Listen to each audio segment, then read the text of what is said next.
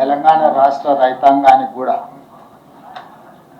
ఈ నూతన సంవత్సరంలో మంచి జరగాలని, ఈ ప్రభుత్వం వాళ్ళను అన్ని రకాలుగా ఆదుకోవాలని, వ్యవసాయం దండగ కాదు వ్యవసాయం పండుగ చేయాలని మా ప్రభుత్వం పట్టుదలతో చేపట్టిన కార్యక్రమాలలో భాగంగా రైతు భరోసాకు సంబంధించి శాయశక్తుల ప్రతిపక్షాల నుంచి మొదలుపెట్టే పత్రికల ప్రసార సాధనాల వరకు ఊహాగానాలు చేయడం, ఉన్నవి లేనివి ప్రభుత్వ నిర్ణయాలని మీకు మీరే ప్రకటించి రైతులలో గందరగోళాన్ని సృష్టిస్తున్నారు. కాబట్టి ఆ గందరగోళాన్ని దూరం చేస్తూ రైతులకు ఒక శుభవార్త వినిపించాలని ఈ మంత్రివర్గ సమావేశంలో సహచరులందరి సూచనల మేరకు ఈరోజు నిర్ణయం తీసుకోవడం జరిగింది.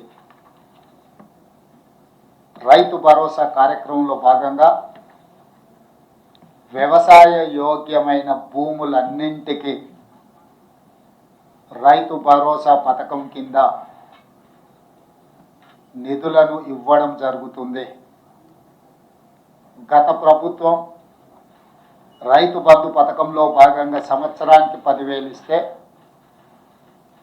మా ప్రభుత్వం ప్రజాపాలనలో రైతులందరికీ సంవత్సరానికి 12,000 రూపాయలు ఇవ్వాలని నిర్ణయం తీసుకున్నది.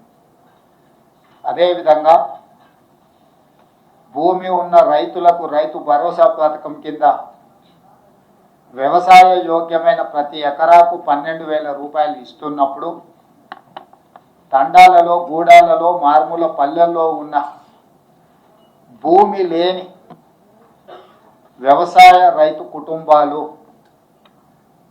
భూమి లేకపోవడం ఒక శాపము, ప్రభుత్వం మమ్మల్ని ఆదుకోకపోవడము ఇంకొక శాపము అన్నట్టుగా పాదయాత్రల సందర్భంగా అటు భట్టి విక్రమార్క గారికి కానీ నాకు కానీ ఈ మధ్యకాలంలో మా మంత్రివర్గ సహచరులు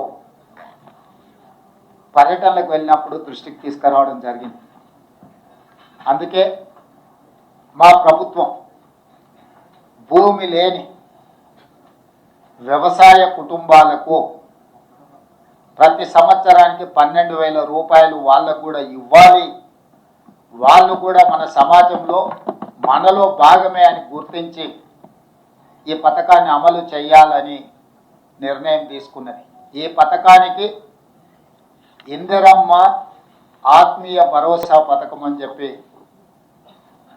నామకరణం చేయడం జరిగింది.